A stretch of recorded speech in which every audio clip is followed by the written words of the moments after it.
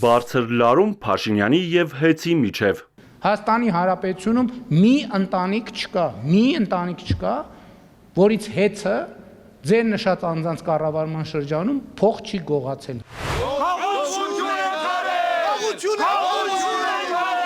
Գողություն չի եղել, այն էլ Հայաստանի բոլոր քաղաքացիներից։ Հեցի նախկին կառավարիչը հակադարձում է վարչապետին։ Այսօր կառավարիչը փորձեց սրբագրել իր ղեկավարի արած հայտարարությունը, բայց դու չի կարող ասել այդպիսի բան չկա։ Իր ղեկավարը նշում է ամեն ընտանիք,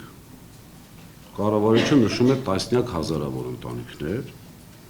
արդեն տարբերությունը նկատելի է։ Ըստ Փաշինյանի, գողոնը եղել է հավելագրումներով։ Սրբագրելով վարչապետի հայտարարությունը Հեցը նշում է, հակակոռուպցիոն կոմիտեում ու քննչականում նույնիսկ վարույթներ կան հարուցված։ Ամեն առիթով հայտարարում է, որ կան 20 եւ ավելի վարույթներ։ Ուր են այդ վարույթները։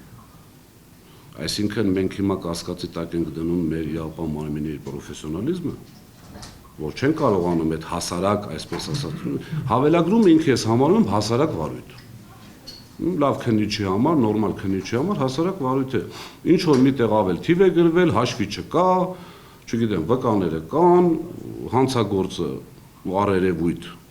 որից է մեկի անմիջության կանխավարկածը կասկածի տակ չդնելով կա։ Հիմա ընդհանրապես խնդիրը մնում է դա բացահայտել։ Այս պայդրությամբ անոնսել են մի տեսուչի, եթե չեմ սխալվում, ձերբակալություն, որոշակի հավելագրումներ, իսկ ով է ասում դա չի եղել, իսկ ով է ասում մենք այսպես չենք զբաղվել դրանով։ Ղազինյանն ասում է, հավելագրումները համակարգային չեն եղել են առանձին դեպքեր, պայքարել են դրա դեմ, հավելագրումները բացառող համակարգներ դրել։ Մեր կողմից տրված ասկու է համակարգը, որի մասին այդքան խոսվում է, ուղղակի թույլ չի տալիս այդ հաշվիչները, այնպիսի հաշվիչները, որոնք թույլ չեն տալիս այսպես հավելագրում անել եւ անցնցում անցնել առաջ։ Հաշվի առնելով, որ այդ հաշվիչները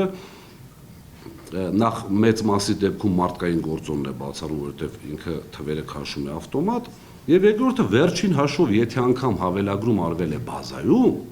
այդ հաշվիչը կամ պետք է հանվի, կամ պետք է կորի, կամ պետք է գնա լաբորատորիա, որի միջոցով պետական է, եւ այնտեղ ֆիքսվի։ Հեց նախկին կառավարիչները դեռ քննարկում են զրպարտելու համար դատի տալ վարչապետին, թե ոչ, առավել կարևորում են, որ հանրությունը իմանա իրականությունը։ Փաշինյանը հեց նախկին կառավարիչներին մեղադրում է նաև ներդրումային պարտավորությունները չկատարելու համար։ Մեզ մեղադրում են 12.7 միլիարդ ներդրում կատարելու մեջ 47 միլիարդից, իբրև թե առանց նշելու, որ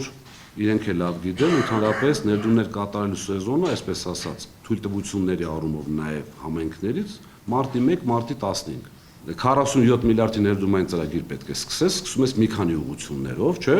իրենք գնահատել են այդ պահին կատարվածի գումարը։ Եթե բնականաբար մերը լիներ, մենք ավարտելու էինք այդ ծրագիրը եւ լինելու էր համապատասխանաբար դա։ Ղազինյանը չմոռացավ տարեվերջյան հոսանքազրկումները։ Որոշ բնակավայրերում տասնյակ հազարավոր մարդիկ ամանորը դիմավորել են մոմի լույսով։ Պատճառը ձմռանն ընդառաջ նախապատրաստական աշխատանքներ չկատարելն էր։ Որ ասում են